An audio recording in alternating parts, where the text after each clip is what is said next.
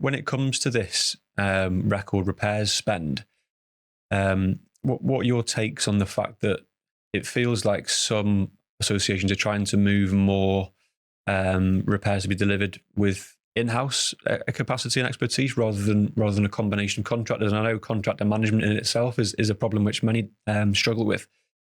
I don't know if either of you got a first point on that to sort of cover.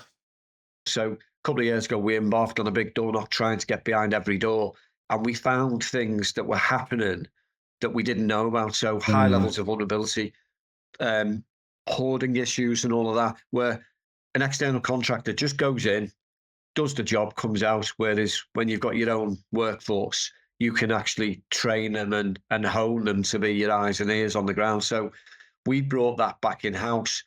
It's not been easy, but we talked to a lot of organisations who've done this. We knew it was going to be a cost to the business.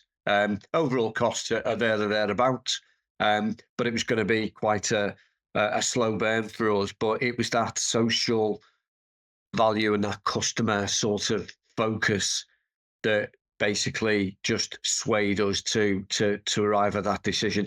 And you know, we don't regret making that decision, but it's not easy to do that. Our satisfaction now is improving, and we've had some really good feedback around, you know, contractors going into people's, or operatives going into people's houses, and that sort of, you know, that treating people with respect and all of that. We didn't have that before. We're now able to. We do the TSMs on a monthly basis.